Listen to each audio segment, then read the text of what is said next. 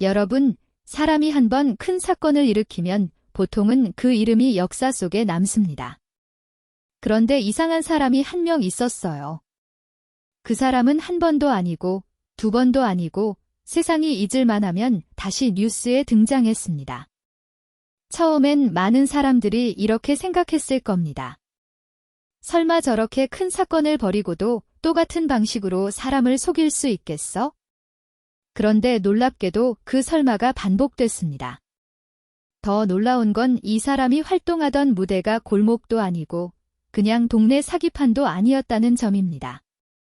기업이 얽히고 권력이 거론되고 돈의 단위가 상상을 넘었고 결국 한 시대 전체가 흔들렸습니다.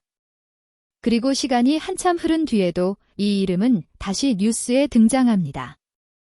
출소 후 또 사기, 또 구속, 또 실형.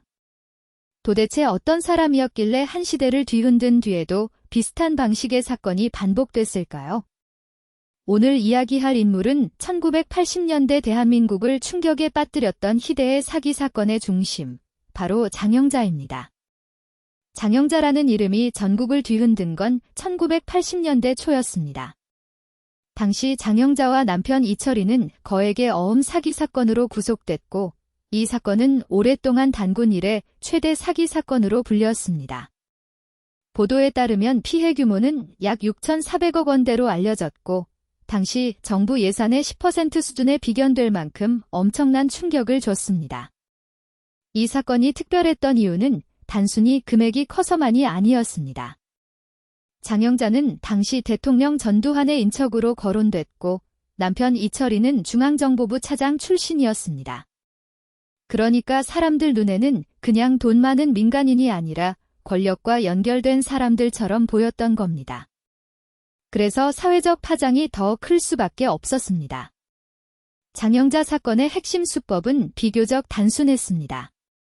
자금이 필요한 기업들에게 접근해 돈을 빌려주거나 신용을 제공하는 것처럼 보인 뒤 거액의 약속어음과 수표를 받아내고 그걸 다시 할인하거나 유통시키며 몸집을 키워가는 방식이었습니다.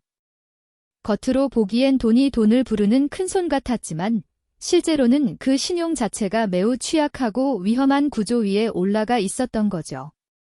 그리고 결국 이 구조가 무너지면서 대한민국 전체가 충격에 빠지게 됩니다. 사람들은 사건의 숫자만 보고 놀란 게 아니었습니다. 어떻게 저 정도 규모의 일이 저렇게 오래 굴러갈 수 있었는지, 왜 아무도 그 위험을 제때 막지 못했는지, 그 질문이 더 크게 남았습니다. 사실 대형 사기 사건을 보면 우리는 늘 결과를 알고 나서 말합니다. 저걸 어떻게 속냐, 너무 티 나는 거 아니냐, 말이 안 된다. 그런데 사기는 원래 말이 안 되는 걸 믿게 만드는 기술입니다. 특히 장영자 같은 유형은 거짓말을 말로만 하지 않습니다. 환경을 만들고 분위기를 만들고 자신을 믿어야 할 이유를 주변에 촘촘하게 깔아둡니다. 예를 들면 이런 겁니다.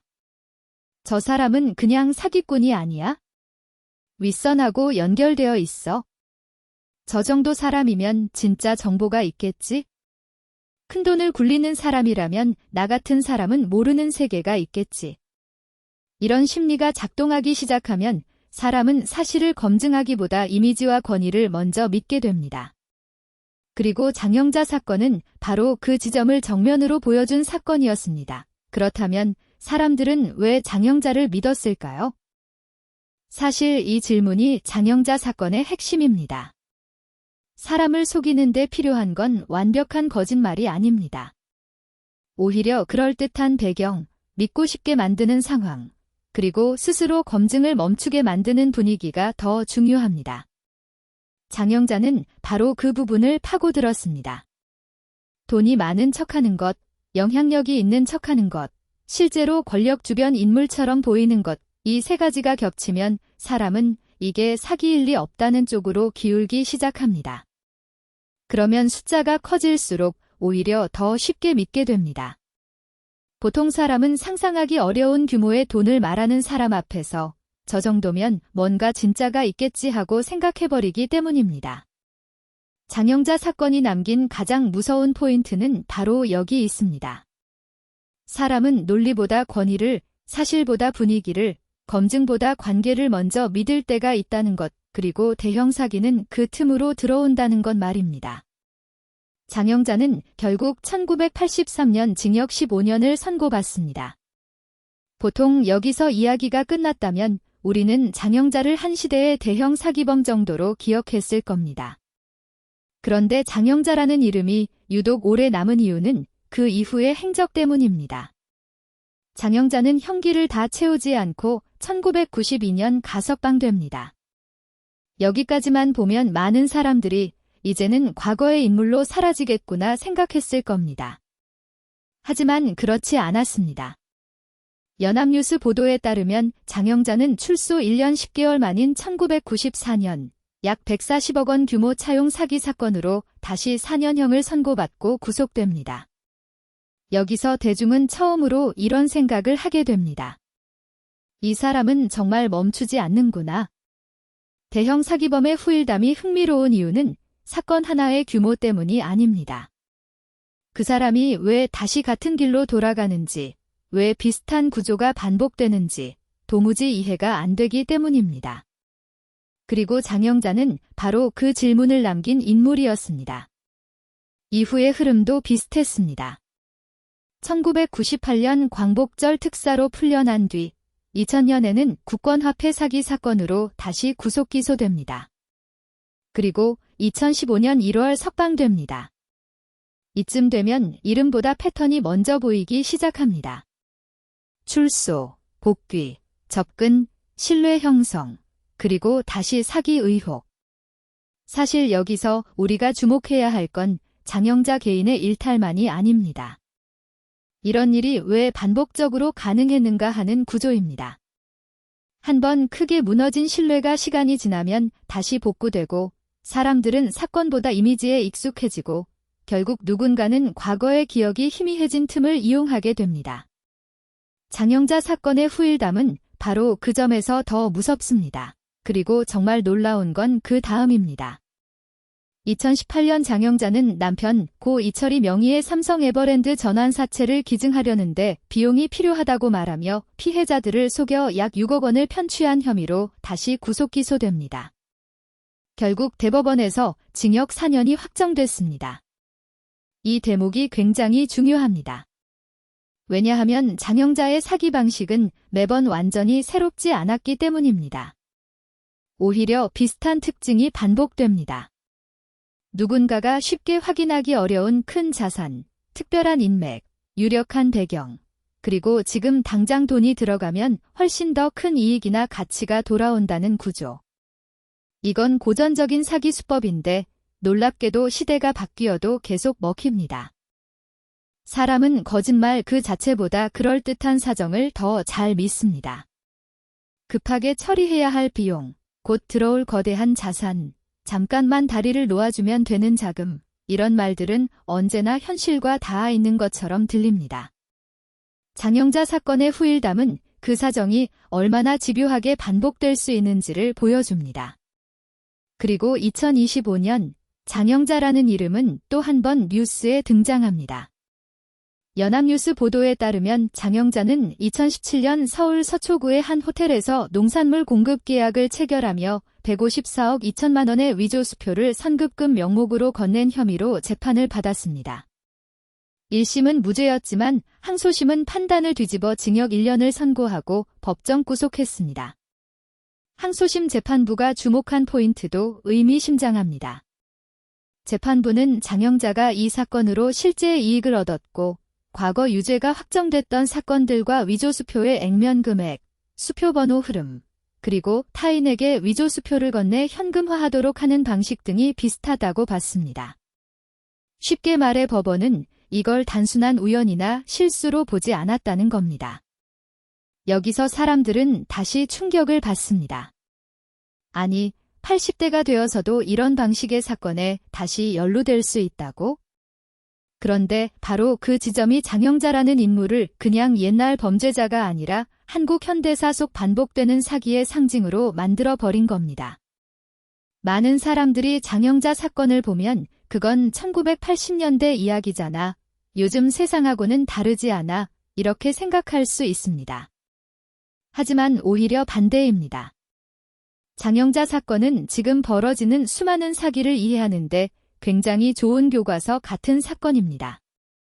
왜냐하면 핵심 구조가 똑같기 때문입니다. 사람을 속이는 방식은 바뀌어도 사람이 속는 이유는 잘 바뀌지 않습니다. 큰돈을 벌 수 있다는 기대, 권력이나 유명세에 대한 신뢰, 남들보다 먼저 아는 정보라는 착각, 그리고 검증보다 관계를 믿는 심리. 장영자 사건은 이 모든 게 한꺼번에 작동했을 때 어떤 일이 벌어지는지를 보여줬습니다. 여기서 잠깐 당시 시대 분위기도 같이 볼 필요가 있습니다. 1980년대 초의 한국은 지금과 금융 시스템도 정보 접근 방식도 크게 달랐습니다. 기업 운영은 지금보다 훨씬 불투명했고 자금 조달 과정도 폐쇄적이었습니다. 누가 어떤 사람과 연결되어 있는지, 어떤 자금을 굴리고 있는지 일반인이 정확히 들여다보기 쉽지 않았죠. 그러다 보니 사람들은 서류보다 사람을 받고 제도보다 관계를 믿는 경우가 많았습니다. 장영자 같은 인물에게는 바로 그 환경이 유리하게 작용했을 가능성이 큽니다. 사람들이 장영자를 볼 때 단순히 개인 한 명을 본 게 아니라 권력 주변부와 연결된 거대한 네트워크를 함께 본 것처럼 느꼈을 수도 있습니다. 그리고 그런 인식은 신뢰를 만들어내는 동시에 두려움도 만들었습니다. 의심이 들어도 쉽게 문제를 제기하지 못하고 혹시 내가 모르는 진짜 힘이 있는 건 아닐까 하고 스스로 물러서게 되는 겁니다. 그래서 장영자 사건은 돈의 사건이면서 동시에 분위기의 사건이기도 했습니다. 말의 무게가 아니라 말하는 사람의 배경이 더 크게 작동한 사건. 숫자의 설득보다 권위의 연출이 더 강하게 먹힌 사건. 이 점은 지금도 그대로 남아 있습니다. 실제로 오늘날의 사기도 비슷합니다. 어떤 사람은 재벌가와 친하다고 말하고, 어떤 사람은 정치권과 연결돼 있다고 말하고, 어떤 사람은 곧 상장될 회사의 비밀 정보를 쥐고 있다고 말합니다. 내용은 달라도 구조는 닮아 있습니다. 확인하기 어려운 정보를 미끼로 던지고 그걸 믿게 만드는 분위기를 먼저 만드는 겁니다. 장영자 사건이 지금까지도 회자되는 건 단순히 악명이 커서가 아닙니다. 이 사건이 한국 사회에서 사람들이 어떻게 속고 왜 같은 방식이 반복되는지를 너무 선명하게 보여줬기 때문입니다. 한 번의 충격적인 범죄가 끝난 뒤에도 사람들은 금세 잊고 그 빈틈에서 비슷한 유형의 인물이 다시 등장합니다. 그러니까 정말 중요한 질문은 장영자가 왜 그랬느냐가 아니라 우리는 왜 그런 사람을 반복해서 믿게 되느냐일지도 모릅니다. 아마 그래서 장영자라는 이름은 시간이 흘러도 그냥 과거 인물로만 남지 않았던 것 같습니다. 뉴스 한 줄로 다시 등장하는 순간마다 사람들은 사건 자체보다도 어떤 기시감을 느낍니다. 아, 이 구조.